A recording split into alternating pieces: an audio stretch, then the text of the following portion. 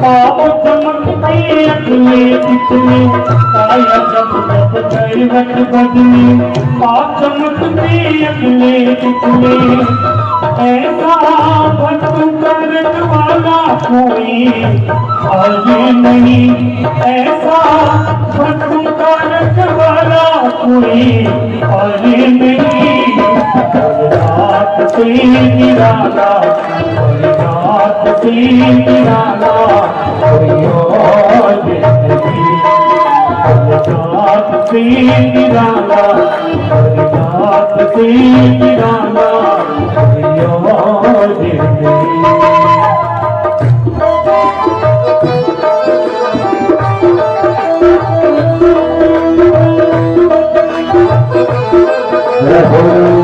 हर हर महादेव।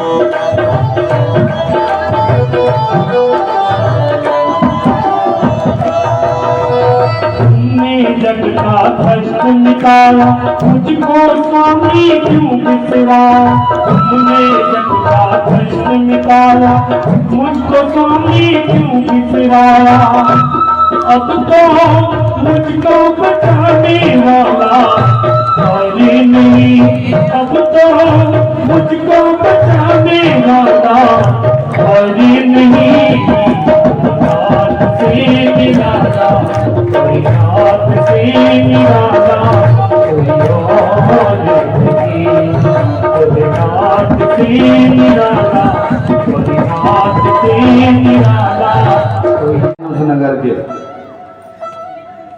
सुंदर युवक युवतियां उस नगर में रहती हैं और उस नगर का राजा बना दिया शील निधि नाम के व्यक्ति को। और नारद जी जब विष्णु लोक से निकले विष्णु भगवान का आशीर्वाद लेके और मार्ग में उस नगर के समीप पहुंचे तो नारद जी ने नगर की जो चमचमाहट थी उसको देख के उनके भीतर काम ऐसा जग गया।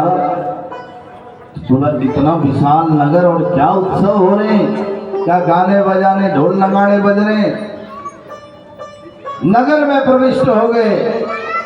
अरे इतनी देर में उस नगर का राजा तो शील निधि था वो नारद जी के निकट पहुंचा। तो शील निधि ने नारद जी का स्वागत सम्मान किया। तो नारद जी ने पूछा महाराज ये आखिरी नगर किसका है।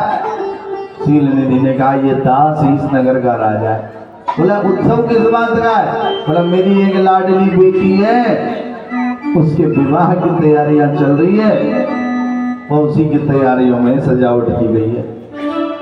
जो विवाह का नाम सुना तो नारद जी के भीतर भी सोचने लगे अच्छा विवाह में भी ऐसा होता है, इतना उत्सव होता है, हमारा भी विवाह हो जाता तो बढ़िया।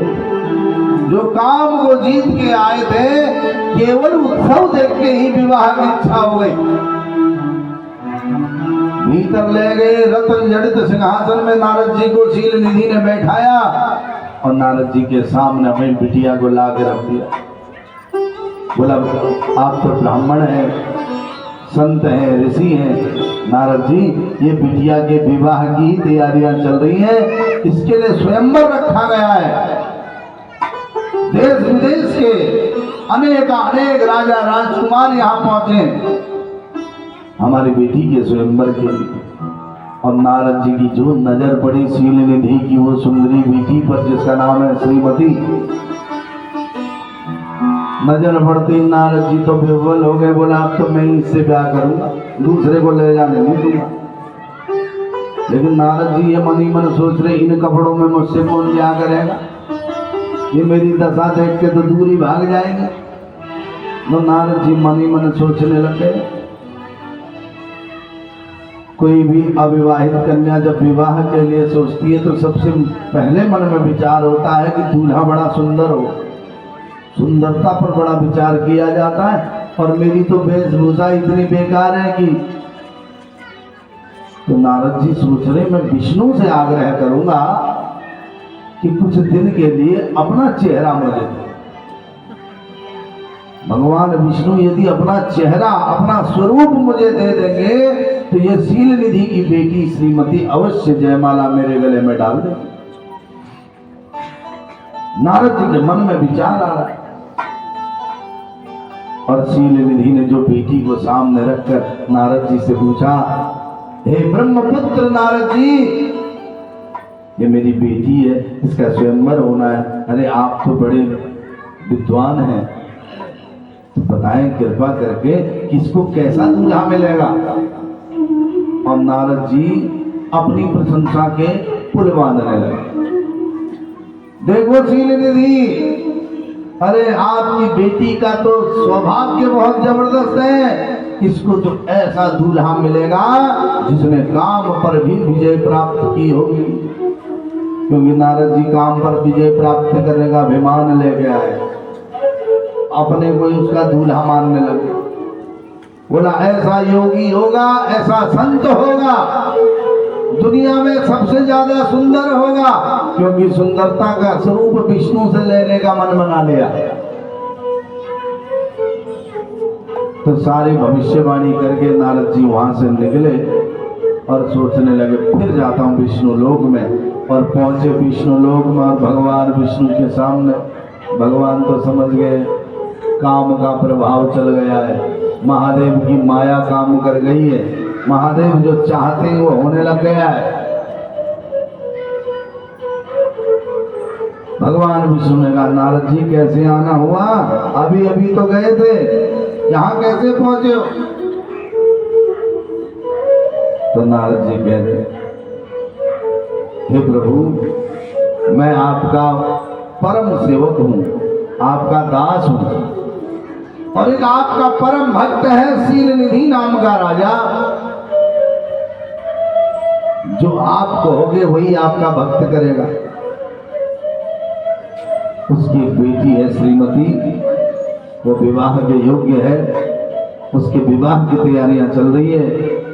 बस आपसे एक ही प्रार्थना, एक ही निवेदन है प्रभु, अपना स्वरूप कुछ दिन के लिए मुझे दे दो, ताकि मैं उस सील निधि की बेटी श्रीमती से विवाह कर लूं, फिर अपना स्वरूप आप वापस ले लें। भगवान विष्णु भीतर ही भीतर बड़े मुस्कुरा रहे हैं। अभी काम पर विजय का अभिमान लेके डोल रहा था और काम के वशीभूत होकर दीवाना हो गया। तो भगवान विष्णु क्या कह रहे हैं, स्वेष्ट देशम मुने गच्छ करिष्यामि हितं तव। जो मुनिवर आप जाइए, अपना काम आरंभ कीजिए और हम वही करेंगे जो आपके लिए श्रेष्ठ होगा। अच्छा, भगवान वही करते हैं जो हमारे लिए बढ़िया है, भगवान वो नहीं करते जो हमें बढ़िया लग रहा है। जानत